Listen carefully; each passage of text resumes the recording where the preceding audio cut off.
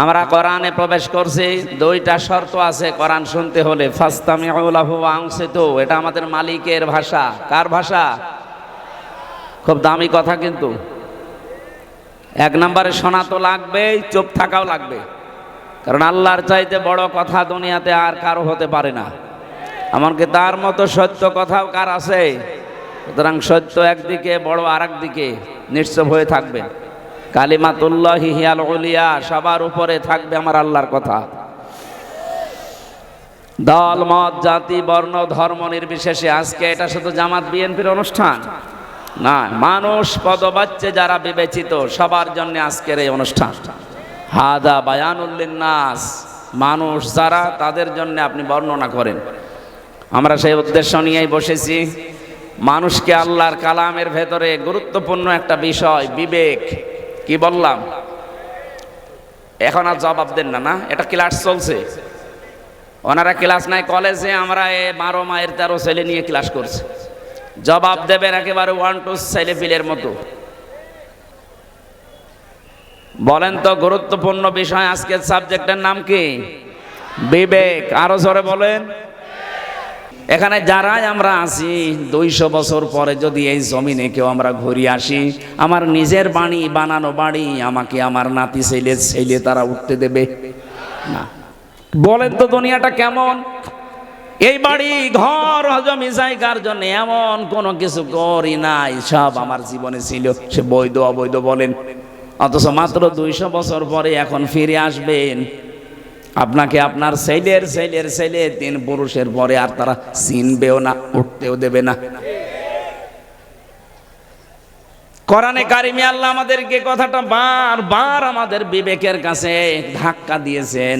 আমাল হায়াতুদ দুনিয়া ইল্লা মাতাউল গুরুর। ও পৃথিবীর বান্দা বান্দিরা, একটু বিবেকটা কাজে লাগাতে পারো না? দুনিয়ার জীবন কিন্তু ধোঁকা। তোমার মা বাবাও ধোঁকা, সন্তান ধোঁকা, স্ত্রী ধোঁকা। দুনিয়ায় একটু ভান করে থাকো, দেখো চোখ বন্ধ করে সব ধোঁকা ধরা পড়ে যাবে। সুতরাং আমরা যেন পাগলামি না করি কেউ। বিশাল ধোঁকা আমাদের সামনে যেটা দেখা দিচ্ছে এখনো আছে, এই ধোঁকায় পড়ে আমি আমার আখেরাত নষ্ট কোনো করতে পারি না। আমার আখেরাত যেন আমার সামনে 1 নম্বরে থাকে, এই দুনিয়া যেন আমার পেছনে থাকে। তাহলে আখেরাত যদি কেউ 1 নম্বর বানায়, দুনিয়া আমার আল্লাহ তার কপালে যা আছে এমনি দিয়ে দেবেন। আমরা কি আখেরাত সামনে রাখতে রাজি আছে? বলেন বলেন। আমার এবার তেলাওয়াত কি আয়াত সূরা আরাফ 179 নম্বর আয়াত। আজকের আলোচনার বিষয় যেটা বলেছিলাম, নাম হচ্ছে বিবেক। নাম কি? এটা যাদেরকে আল্লাহ দিয়েছেন, এই বিবেক যাদের কাছে লাগে না, একেবারে অ্যাক্টিভ হয়ে মিশে যাবেন কোরআনের সাথে। আল্লাহ পাক বলেন, ওয়ালাকাদ যারানা লিজাহান্নামা কাসীরাম মিনাল জিন্নি ওয়াল ইনস। অধিকাংশ মানুষ আর জিন জাহান্নামে যাবে, এই জন্যই তাদেরকে বানিয়েছি। কে বলছেন? প্রশ্ন আসতে পারে, তাহলে আমার দোষ কি? অধিকাংশ মানুষ আর জিন যদি জাহান্নামে যায়, তা আমার কি দোষ? হ্যাঁ, এখানে আল্লাহ 3টি ইন্দ্রিয় শক্তির কথা দিয়েছেন। যাদের ভেতরে এই 3টা আছে, যদি কাজে না লাগে সে জাহান্নামে যাবে, যার কাজে লাগবে সে জান্নাতি। একেবারে কাটছাট সহজ কথা। 1 নম্বরে লাহুম কুলুবুল লা ইয়াফকাহুনা বিহা, যাদের কলব আছে কিন্তু চিন্তা ভাবনা নেই। এই যে আপনাকে বিবেক আল্লাহ দিয়েছেন, কিন্তু বিবেকটা আপনি কাজে লাগান না। বিবেক কাজে লাগাতে পারলে আপনি রাস্তা হারাবেন না, রাস্তা পেয়ে যাবেন। একেবারে গোড়াতে শিকড়ে আল্লাহ হাত দিয়েছেন আমাদের। হালাতা আলাল ইনসানি হিনুম মিনাদ দাহারি লাম ইয়াকুন শাইআম মাযকুরা। আল্লাহ পাক বলেন, হামজা একটু কি খেয়াল করো না, বিবেকটা কাজে আমার লাগে না, যে তুমি জন্মের আগে উল্লেখ করার মতো কিছুই ছিলে না। আমার এই যে 33 বছর বয়স এখন, 34 বছর আগে হামজা নামে আমার বংশে যেহেতু কেউ ছিল না, আমার বংশে আমার এই রিয়াজ এবং ফিরোজা এই মাধ্যমে আমি দুনিয়ায় আসলাম। কেউ আলোচনাও কোনোদিন করেছে যে এখানে হামজা নামে একজন এসেছে? মাত্র 34 বছর আগে। আল্লাহ পাক আমাকে এটা স্মরণ করাচ্ছেন কেন? কারণ একটা দুর্বল জায়গায় আঘাত দিয়েছেন আমার। আমি যখন কিছুই ছিলাম না, নেই থেকে আস্তে আস্তে আমার আল্লাহ আজ হামজা বানিয়ে চেয়ারে বসিয়েছে। এখানে মা বাবার দায়িত্ব শুধু বিছানায় থাকা, বাকি যা করার কে করেছে? একটু বিবেকটা এদিকে কাছে লাগাতে পারেন না? আল্লাহ আমাদের একটা স্মরণের মাধ্যম দিয়েছেন এইভাবে, ফালিয়ানজুরিল ইনসানু মিম্মা খুলিক খুলিকা মিম্মা দাফিকি ইয়াখরুজু মিন বাইনিস সুলবি ওয়াত তারাইব। মানুষকে একটু নজর করে দেখে না যে কি দিয়ে তারে বানালাম? বাবার স্ফলিঙ্গ দিয়ে দ্রুত গতিতে বের হয়ে যাওয়া ওই পানিটা দিয়ে, যেটা একবার বের হয়ে শরীর থেকে গোসল ফরজ হয়ে যায়, যে পানির ছাড়া পৃথিবীর কোনো মার্কেটে 4 আনাও দাম নেই। কথা বলেন না কেন? কেউ ফ্রি দিলেও আপনি নেবেন না। এরকম একটা না পাক দুর্গন্ধযুক্ত পানি দিয়ে আল্লাহ আমার অস্তিত্ব আরম্ভ করলেন। আল্লাহ পাক বলেন এই পানিটা যখন মায়ের রেহেমের ভেতরে যায়, বাবার মাকে দিয়ে আমি আল্লাহ এই 2টা না পাক পানি এক জায়গায় 4 8টা জিনিস বানাই। চুল, রগ, হাড় আর পর্দা, রক্ত, গোশত, চর্বি আর চামড়া। বিজ্ঞান ভিত্তিক আলোচনায় যখন তাফসীরগুলো আমি মিলিয়েছি, দেখেছি হ্যাঁ এই 4 8টা জিনিস এক। আল্লাহ পাক বলেন মানুষ বানাতে কমপক্ষে 13টা উপাদান লাগে। 13টা বিষয় এক জায়গায় না হলে দুনিয়ায় আপনি আসতে পারবেন না, আসলেও অপূর্ণাঙ্গ হয়ে আসবেন। 4 8টা নাই, আপনার মার বাবা 2 জনেরটা নিয়ে বানালেন, বাকি 5টা এখনো 13 হতে কয় লাগে? এই 5টা আমার আল্লাহ নিজের রব নামের কারণে দিয়েছেন।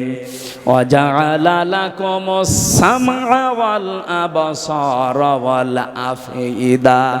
আল্লাহ বলেন শ্রবণ শক্তি, দর্শন শক্তি, বাক শক্তি, আকেল শক্তি আর ঘ্রাণ শক্তি, এর ভেতরে যদি একটাও তোকে কম দিতাম দুনিয়ায় আসতে ঠিক, কিন্তু অপূর্ণাঙ্গ হয়ে। যদি বাক শক্তি না দিতাম কথা বলতে পারতে না। বিজ্ঞান এখন প্রমাণ করছে কয়েক ইঞ্চি জায়গায় মানুষ যে কথা বলে, এক একটা কথা তৈরি হতে 27টা ধাক্কা লাগে। কয়টা? আপনি কম্পিউটার ভেড়াবেন, আমি যা দেখিয়ে দিতে পারবো। 27টা স্তর পার করার পর একটা কথা তৈরি হয়।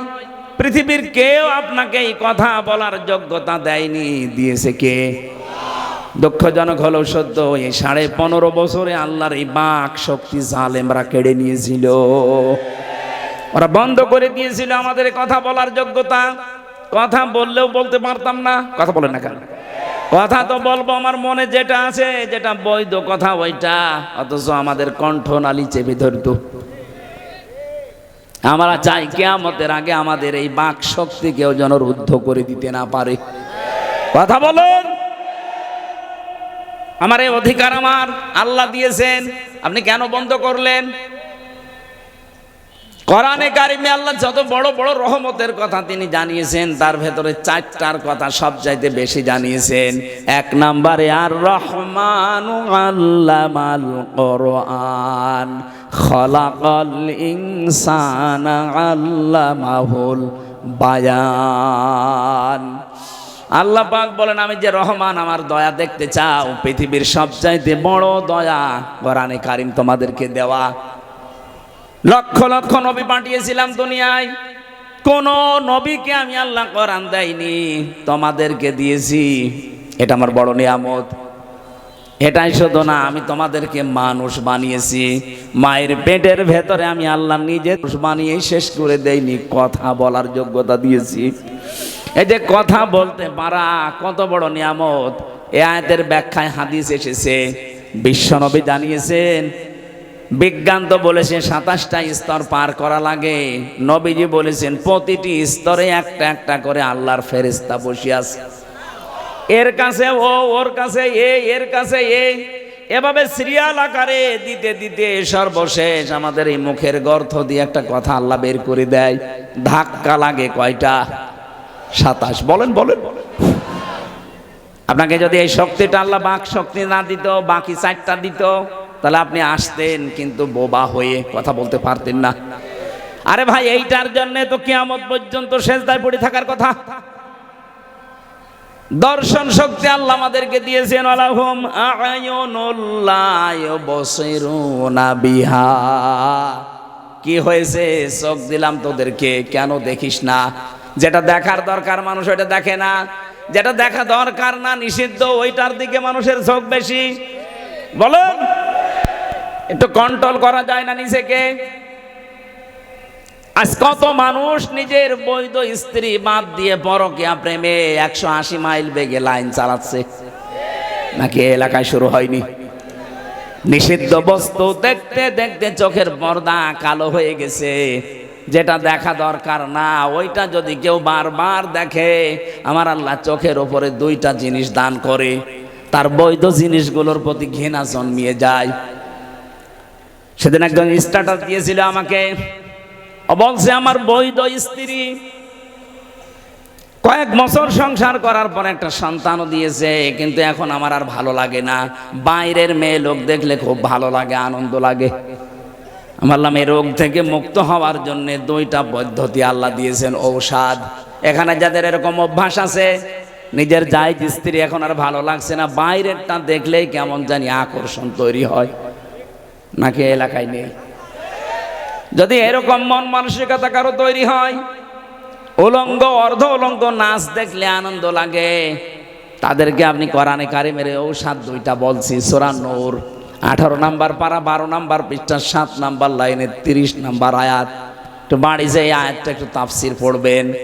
وَقُلْ لِلْمُؤْمِنِينَ يَغُضُّوا مِنْ أَبْصَارِهِمْ وَيَحْفَظُوا فُرُوجَهُمْ ذَلِكَ أَزْكَى لَهُمْ ইন্নাল্লাহা খাবীরুম বিমা ইয়াসনাউন। বলেন আল্লাহু আকবার। আল্লাহ পাক বলেন, হে নবী, মুমিন পুরুষ যারা আছে এখানে তাদেরকে আপনি বলে দেন, তারা যেন তাদের চক্ষুকে নিম্নগামী করে রাখে পর স্ত্রী থেকে, পর নারী থেকে। 2 নম্বরে তাদের লজ্জা স্থানকে হেফাজত করে। প্রশ্ন আসতে পারে 2টা কাজ করা অত সহজ? হ্যাঁ, সহজ না। এই জন্যই তো আল্লাহ আপনাকে এত দামি বানিয়েছে। আপনার পরীক্ষা তো এই 2টাই। বিশ্ব নবী জানিয়েছেন 2টা গর্তের যদি কেউ আমাকে গ্যারান্টি দিতে পারে, আমি আল্লাহর নবী বলছি তাকে আমি জান্নাতে পৌঁছিয়ে দেব। 1 নম্বরে এই মুখটা, 2 নম্বরে লজ্জা স্থান। এই 2টা গর্ত যদি সত্যি কেউ হেফাজত করে রাখতে পারে, আল্লাহর দিকে তাকিয়ে একটা অনির্বচন সুখ আপনাকে আল্লাহ দান করবে। শব্দটা কে বললাম বলেন তো? অনির্বচন সুখ। এটা বাংলা, বাস্তবতা দেখাচ্ছি। এই যে চিল ছো মারে যখন পাখির বাচ্চাদের, মা পাখিটা তখন নিজের ডানাটা এভাবে বিছিয়ে ফল করে দেয়, এর নাম আরবিতে ওয়াকফিজ। আল্লাহ বলেন ডানা এভাবে ডাউন করার পরে ফল করে দেয়, যখন 60 করার পরে যখন ফল করে, তোমরা দেখতে পাও পাখির এই মরগুলো এত মোলায়েম, এত নরম, এত সফট, একটার সাথে আরেকটা যখন মিলে যায়, ডাউন করার পরে যখন ফল করে, এর নিচে বাচ্চাগুলো যে একটা আনন্দ পায়, একটা সুখ পেয়ে যায়, ওদের মনে মনে এই চিন্তা, এই বিশ্বাস তৈরি হয় যে যেখানে আসি এখানে অন্তত দুনিয়ার কেউ ছো মেরে নিয়ে যেতে পারবে না। তখন ওরা কিচির মিচির আওয়াজ দেয়। বাংলাতে এদেরকে বলা হয় অনির্বচন সুখ।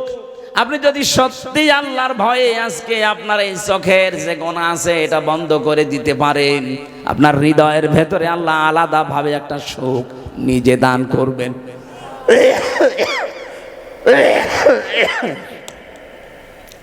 বগুড়াবাসী এই জন্য এখনই এই মুহূর্ত থেকে মাহফিল যদি সাকসেস করতে চাই, শুধু সুন্দর করে সাজানোই না, এটা বাড়ি নিয়ে যাওয়া লাগবে।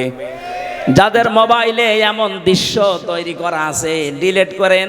যেটা নিচে দেখলে আনন্দ পান, অন্য দেখলে আপনার লজ্জা লাগে, এরকম দৃশ্য নেই।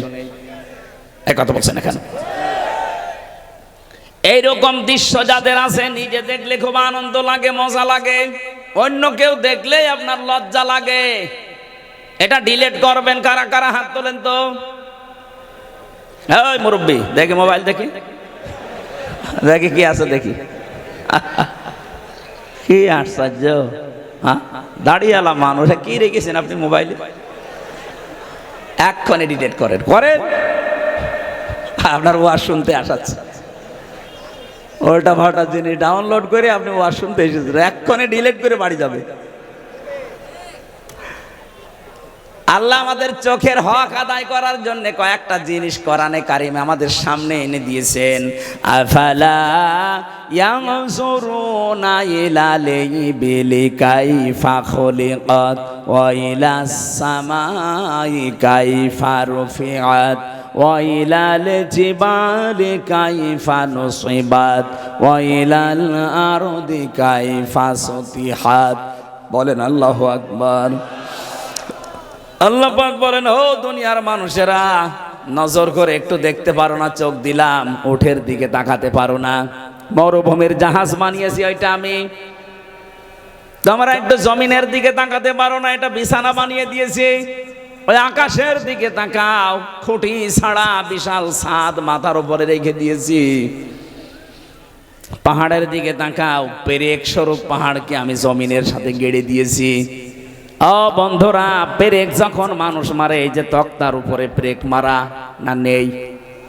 এই পেরেক যখন মারে তক্তার উপরে, ওই যে সামনে একটা আল বেরিয়ে থাকে চ্যাপটা মতো, এই চ্যাপটা অংশ এতটুকু হলে ভেতরে যা গিয়েছে চ্যাপটার চাইতে 20 গুণ বড়। কথা বলে না কেন?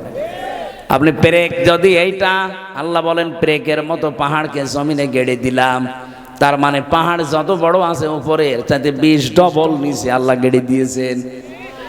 এই যে পঞ্চগড়ের পাশে হিমালয় পাহাড়, আপনি চিন্তা করেন 36,000 ফিট, এত বড় বিশাল পাহাড় উপরে যদি থাকে, ভেতরে এরকম 20 গুণ আল্লাহ গেড়ে দিয়েছেন। আল্লাহর ক্ষমতা কি! সাথে বিশ্বাস করি আল্লাহ একজন আছে। আরে ভাই, তার ক্ষমতা কি জানেন?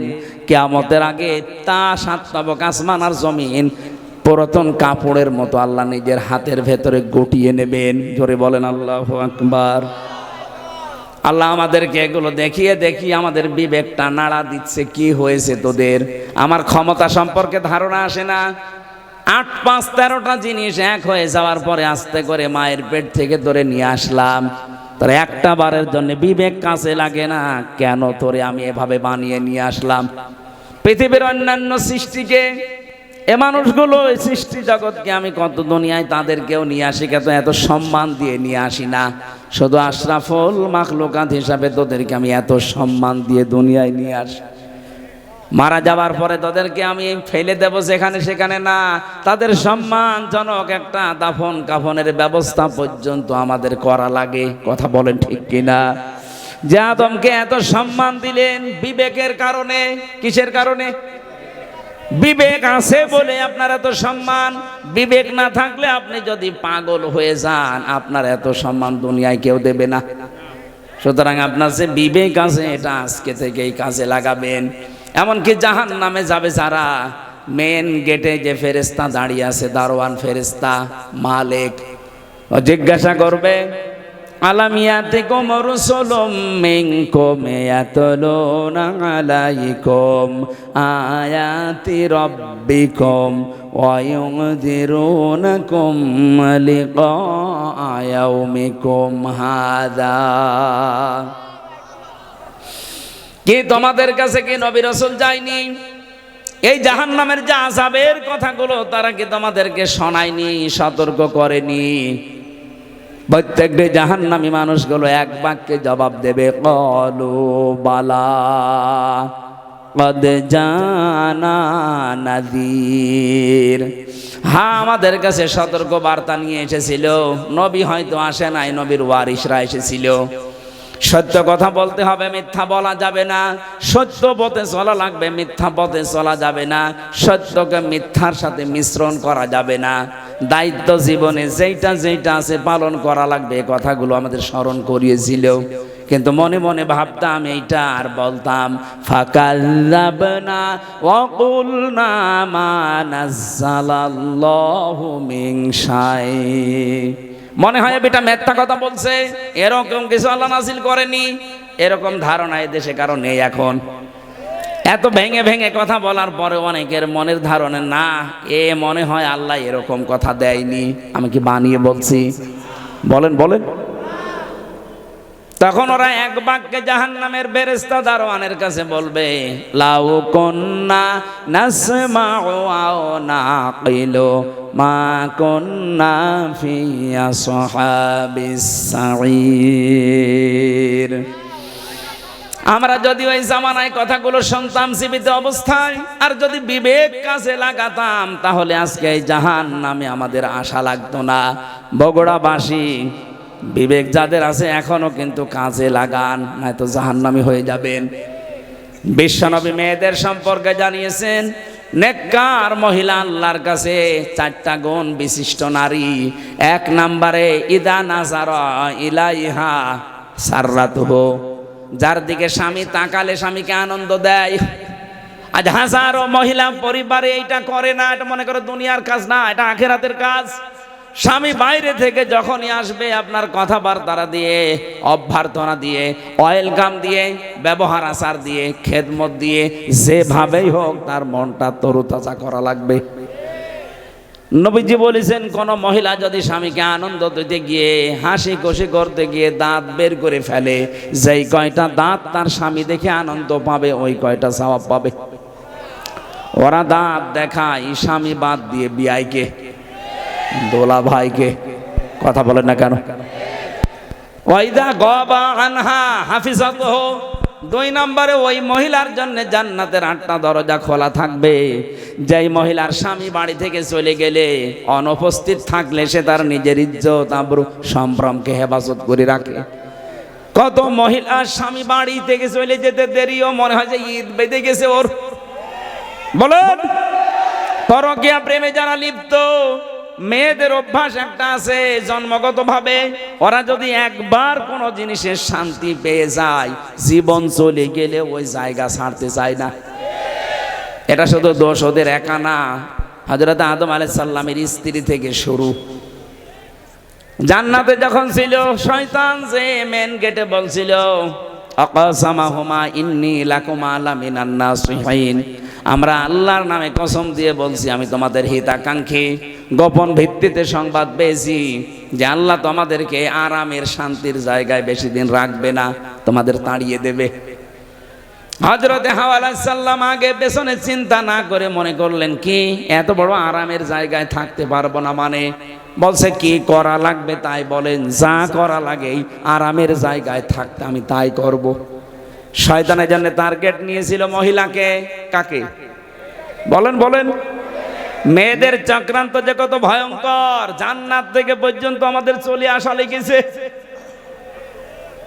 15.5 বছরে মেয়ে লোকের চক্রান্ত আপনি দেখতে পেলেন না।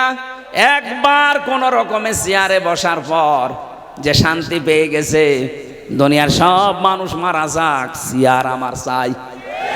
এই জন্য মাঝে মাঝে দেখতাম এই কথা বলতো, নির্বাচন হয় হোক না হয় না হোক আমি ক্ষমতা চাই। এটা শয়তানের কথা। কার কথা? মেয়েরা, আপনি স্বামী বাইরে গেলে, এই যে অনুপস্থিত স্বামী, আন্দাজে যার তার মোবাইলে কল দিয়ে এই যে শাবনূরের কণ্ঠে কথা বলেন, আপনি যতক্ষণ পরপুরুষের সাথে কথায় লিপ্ত থাকবেন আপনার কবিরা গুনাহ উঠতে থাকবে। মেয়েরা মোবাইলে কোন আওয়াজে কোন সিস্টেমে কথা বলবে আল্লাহ তাও জানিয়েছেন।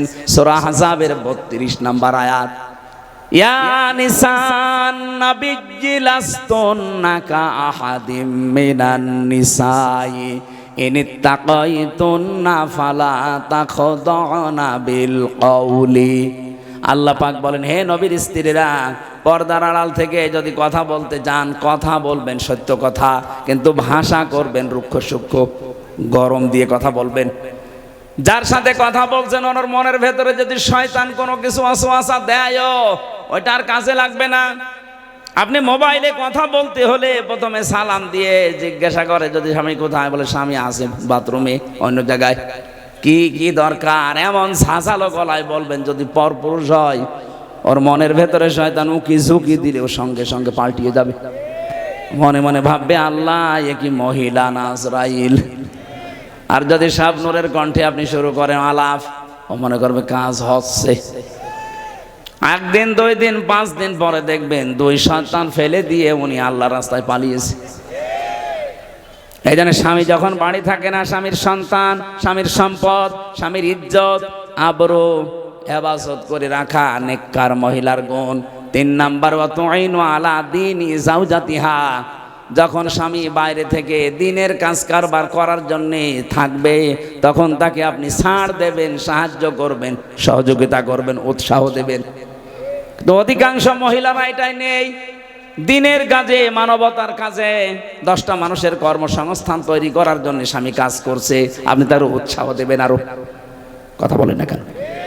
একটা মসজিদ বানিয়ে দিলে কয়জন মানুষ নামাজ পড়বে? নাই 2000। কথা বলেন না কেন?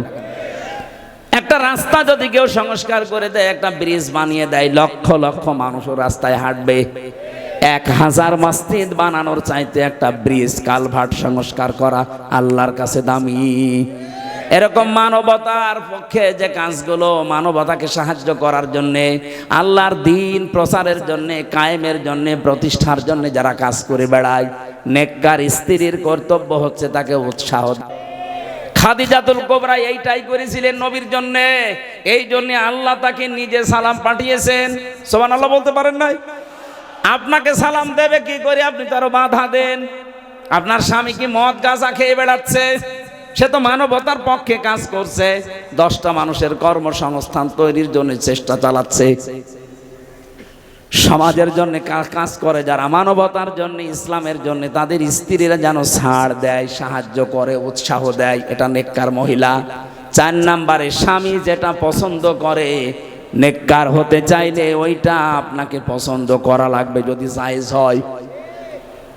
আমি সহ যত স্বামী এখানে আছি, প্রতিটি স্বামী আমরা চাই এবং পছন্দ করি মন থেকে। যে কোরআন হাতে নিয়ে বলছি, মন থেকে আমি চাই এবং পছন্দ করি বিয়ের পরে যেন আমার মা বাবা আমার সাথে থাকে।